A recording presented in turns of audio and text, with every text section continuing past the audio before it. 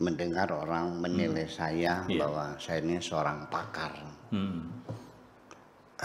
Apa enggak keliru? Karena saya sendiri juga tidak pernah merasa sebagai pakar. Iya. Karena nyatanya saya ini nggak pernah mikir. Saya bikin bangunan juga nggak pernah mikir duitnya dari mana gitu.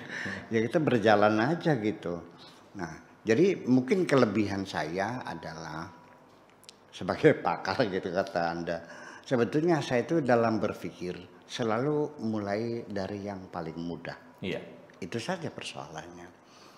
Seperti kita mengerjakan banyak pekerjaan-pekerjaan, tentu yang akan saya mulai yang paling mudah dulu. Iya.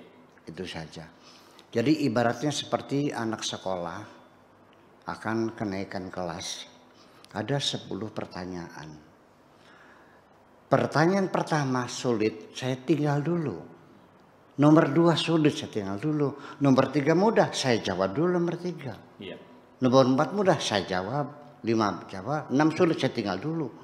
Ya kan? Jadi artinya bahwa skala prioritasnya yang mudah saja dulu diselesaikan. Iya. Nanti yang mudah akan kita jawab setelah kita menyelesaikan yang mudah-mudah itu. Kadang-kadang hidup ini berkaitan satu dengan yang lain. Oh ternyata kita bisa menjawab yang tadinya sulit setelah yang mudah-mudah itu kita jawab seluruhnya. Itu satu sebagai pakar. Kemudian saya juga disebut sebagai seorang otodidak, rajin baca buku. Sebetulnya ketika saya membaca buku, itu nggak ada niatan cari ilmu kok. Benar Pak Tato. Ketika saya membaca buku, tidak punya niat mencari ilmu. Saya sedang menyalurkan hobi. Itu aja kok. Ya, saya tidak mengevaluasi dapat berapa ilmunya, pokoknya ya baca aja gitu sistem itu. Nah, mungkin kelebihan saya yang tidak mungkin ya, jarang dimiliki orang lain. Itu saya menggunakan metode komparasi. Ya, artinya ada pembanding. Sehingga melalui perbandingan itulah saya bisa menggali kelebihan dan kekurangan yang ada pada sesuatu yang kita bandingkan itu. Ketika saya melihat seorang perempuan, bagaimana keputusan saya tidak bisa mengatakan dia cantik atau tidak, pinter atau tidak. Kemudian keseksiannya di bagian mananya, ya kan, keistimewaannya seperti apa, nggak bisa. Kecuali saya dampingkan atau saya pasangkan dengan komparatornya itu sebagai pembandingnya.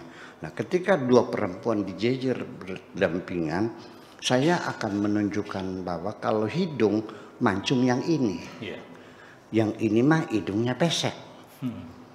Melihat kulitnya ini lebih putih, yang itu kulitnya sawo matang, yang ini rambutnya keriting kayak kelenteng. Tahu kelenteng? Tahu. Biji kapuk tuh. Iya. Kalau yang ini rambutnya lurus, ya hitam lebat. Ini pinggangnya lebih besar, ini pinggangnya lebih kecil, ini betisnya lebih panjang, ini betisnya dan seterusnya.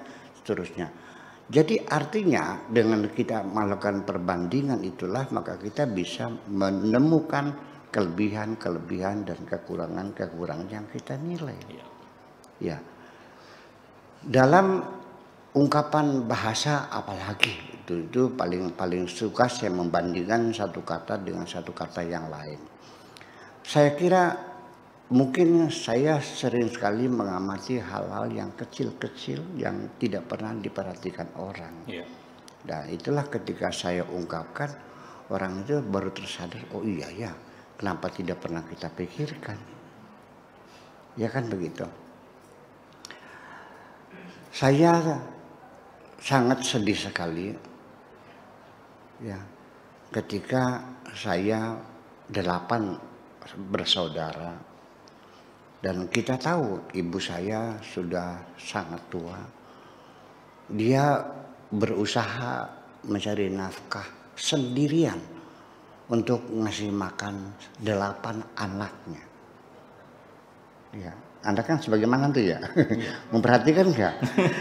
Ibu saya sendirian, ya sudah tua, cari nafkah sendirian untuk ngasih makan 8 orang anak. Semuanya bisa makan semuanya. Semuanya bisa hidup wajar semuanya. Tetapi ketika ibu saya sudah rapuh, sudah jompo, ke-8 anak tidak mampu mengurusi satu ibu yang sudah jompo itu. Terima kasih. Ya.